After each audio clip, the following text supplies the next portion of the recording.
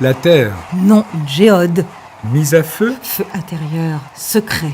pendant la Seconde Guerre mondiale. La boue noire toxique des fascismes empoisonna les peuples. Il semble qu'aujourd'hui, elle remonte ici et là et là-bas. Ici, un territoire. Paris. Les lignes bombardées, sabotées sont inutilisables. Donc, repérées. Emprise ferroviaire de Pantin. En prise avec l'occupant, des résistants, des résistantes, toutes conditions confondues, espèrent. Le convoi, à sa tête des mécaniciens allemands, du personnel réquisitionné, est formé. Stationnera là.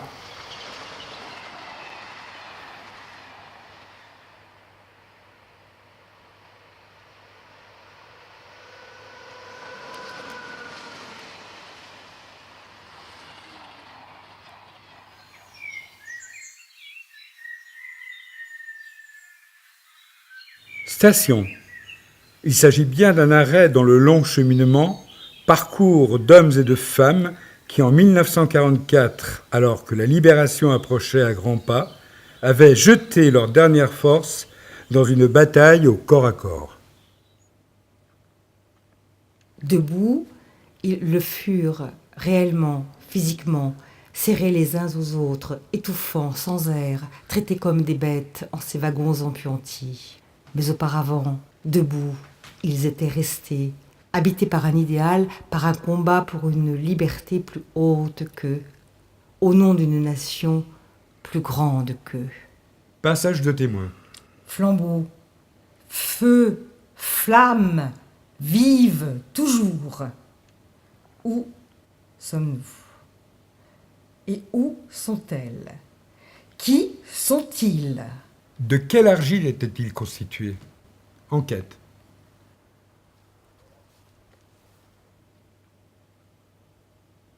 Ce feu prenait dans la chair, et l'aube était son égale. Ce feu prend dans les mains, dans le regard, dans la voix. Il me fait avancer, et je brûle le désert, et je caresse ce feu, feu de terre et de terreur, contre les terreurs de la nuit, contre les terreurs de la cendre. Nous révélerons ce qui s'imprima à même les surfaces sensibles. Enquête. La liste est longue, trop longue. Mais encore, où sont-ils? Nous les sortirons de l'oubli. Nous suivrons leurs traces, révélerons les contours, leurs portraits. Un feu comme une ligne droite, un feu fatal dans les ténèbres, comme un pas dans la poussière, un feu vocal et capital, qui crie par-dessus les toits, au feu la mort. Que nous ont-ils laissé? Leur nom, une épreuve des jours heureux, la charte de la résistance. Nous marcherons dans leurs pas. Jusqu'à retrouver, tangible témoignage, leur dernier message, jeté le long du quai? Travail dans l'épaisseur historique. Nous embrassons l'étendue du chantier. Travail d'archéologue à même le site.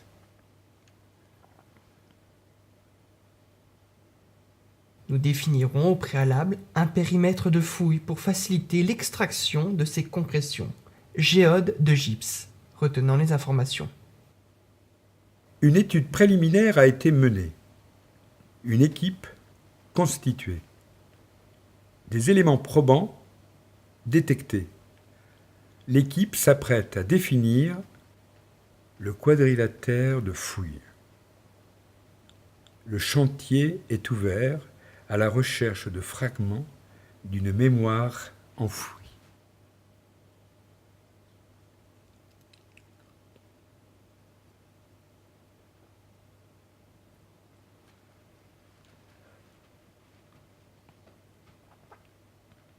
Investigation menée auprès des fondations, des associations, de la presse, des fonds muséaux.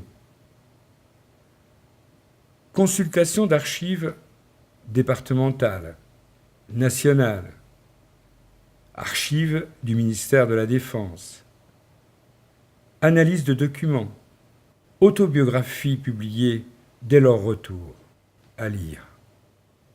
Ce feu prenait dans la chair, ce feu s'en prenait aux chaînes et aux murs, aux bâillons, aux serrures, aux aveugles, aux larmes, à la mort, méchamment mise au monde, buisson de sang et d'air.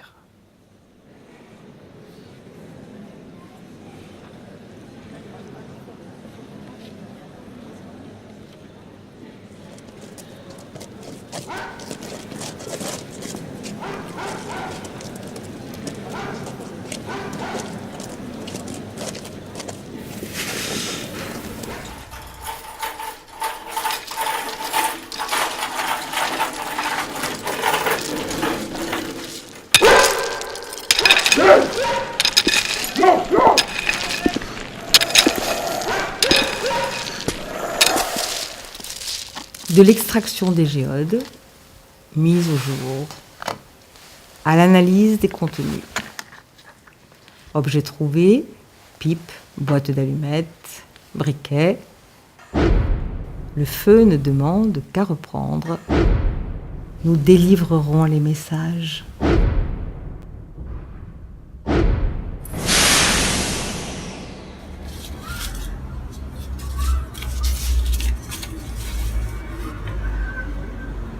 Prends cette clé et pose tes lèvres dessus, ma chère sœur, car c'est peut-être tout ce qu'il restera de moi. Je dessine sans cesse depuis mon arrestation. Fresnes, le quai de Pantin, les wagons où nous sommes entassés. Les filles m'aident à trouver du papier. Il s'agit de témoigner, laisser trace. Dis cela à mon époux, je dessine pour lui, pour la France, pour que le monde sache. Je suis ici pour vaincre la nuit est un roman qui parle à la fois de la vie de Yolore, sa résistance, ce qui a conduit à sa déportation, mais je raconte également mon enquête, mes recherches et tout ce qui m'a conduit jusqu'à elle. J'ai choisi d'écrire ce livre pour 2 raisons. La première est que Yolore nous a laissé un incroyable témoignage, à savoir tous les dessins qu'elle a réalisés à Ravensbrück et qui sont venus jusqu'à nous. Il ne fallait pas que ce témoignage tombe dans l'oubli. La seconde raison est que les rescapés, les survivants des camps, sont très âgés aujourd'hui, ils sont en train de disparaître. Alors comment continuer à porter leur mémoire, à la transmettre ? Il y a les livres d'histoire bien sûr, mais les livres d'histoire ne suffisent pas. Il y a l'art aussi, les romans, la fiction, qui sont d'autres façons d'incarner et de transmettre cette mémoire, mais aussi et surtout de souligner les échos avec aujourd'hui. Aujourd'hui, période où l'on a plus que jamais besoin de femmes et d'hommes courageux, indépendants, prêts à se battre pour leurs idéaux, des résistants. Grève générale des cheminots. Quitter Paris pour une destination inconnue, mais à peu près sûre, l'Allemagne. Wagon à bestiaux. À mes enfants, soyez vigilants à ce que le voile des ténèbres ne recouvre jamais la part d'humanité qui vous constitue. Lucien Angelard. Mise à jour. Émile Bollard. Élaboration des fiches biographiques Jeanne après Parent. vérification. Toussaint Gallet. Yvonne Brunel, épouse Bello, dite Yolore. Madeleine Riffaut. Au grand jour, restitution, révélation de cette tragédie. Les acteurs, les actrices ne sont plus méconnus. Après avoir transcrit, il nous faut aujourd'hui transposer, passer à d'autres signes, traduire en d'autres langages. Nous sommes ici sur site ferroviaire, en direct de ce quai, où nous allons découvrir ensemble. Je me tourne vers le responsable. Un des responsables. C'est la ville de Pantin qui nous a missionnés. Nous sommes plusieurs investis pour ouvrir ce chantier. avant reconfiguration à venir. Chantier de fouilles dans l'épaisseur de cette couche géologique. Histoire peu connue. Il paraît que ces pantins triagent, ce panorama de voies, de signaux, de bâtiments dévastés, près duquel nous débarquons. Des dizaines d'autres autobus vomissent leur cargaison. On vient de Noisy, du Cherche-Midi, de Charenton. Il n'y a guère qu'une voie d'intacte. Sur celle-ci, un train de marchandises dont on ne distingue pas les extrémités. C'est vers lui qu'on nous aiguille. Un SS me pousse. Nous sommes séparés. Justement, on nous stoppe sur le ballast en face d'un de ces wagons. Là, Carola nous dénombre. Nous coupe par groupe de 70. Les voitures de devant et de derrière sont dévolues à des SS qui y sont déjà installés et s'y restaurent. Une corvée de verre de gris trébuche sur des obstacles, côtoie des cratères de bombes, transportant de lourdes caisses. Seuls Français autorisés à relier nos pelotons, quelques infirmiers et infirmières de la Croix-Rouge, en tunique blanche, poussent de petits chariots chargés de légères victuailles. Leur dévouement. Ce grand auquel je passe un dernier billet à l'adresse de maman. C'est l'instant où, à un signal, les premières en ligne s'élancent sur les marchepieds. C'est haut. Leur paquet les gêne. Rien ne peut paraître plus paradoxal que de faire tenir ce régiment de partantes dans un cubage si restreint. 30 sont montés que cela sent déjà l'archiplein, comme dans le métro. Encore 10, 15. Avec des imprécations, les SS font serrer vers l'intérieur.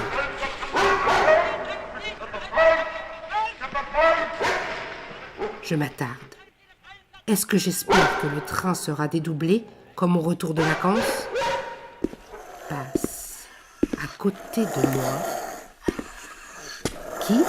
L'officier chauve qui a présidé à mon supplice de la baignoire. Il quitte Paris avec nous.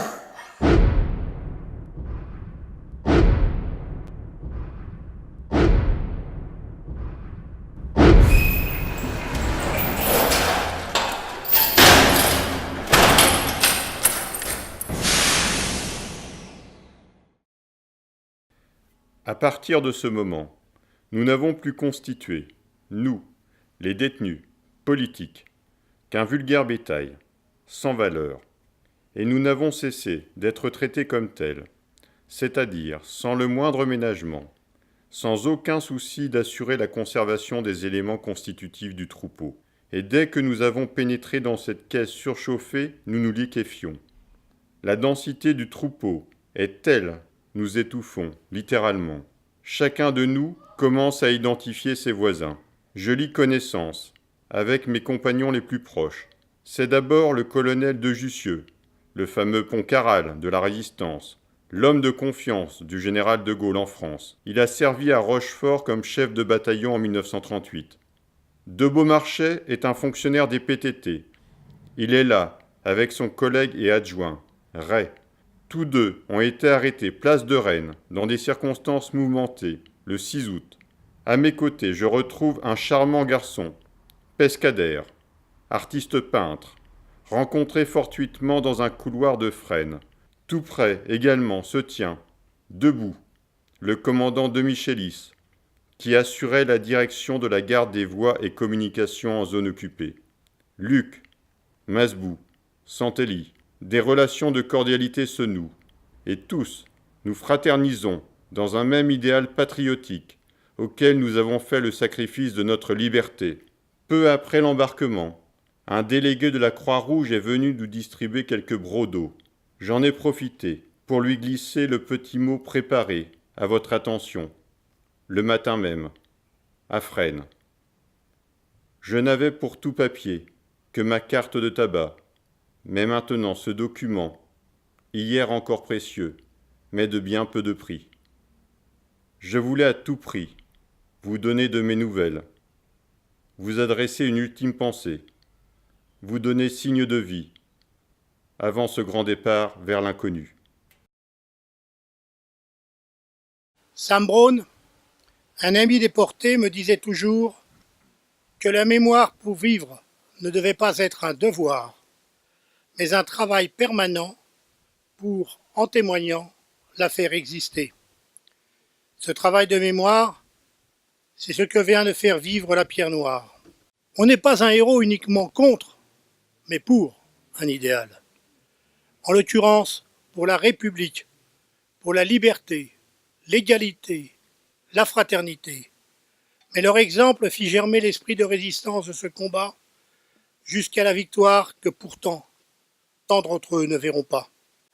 Vous demandez-vous qui est Lucie Aubrac?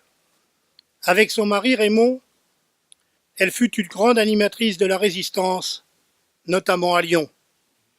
Lucie vint dans de nombreuses écoles pour porter le message que nous avons un bien unique, qu'il faut toujours être prêt à défendre, la République.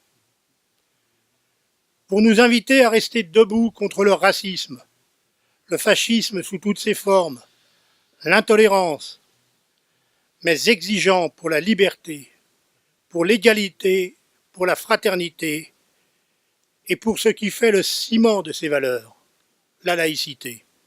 Résister est un verbe qui se conjugue au présent. Vive la République, vive la France.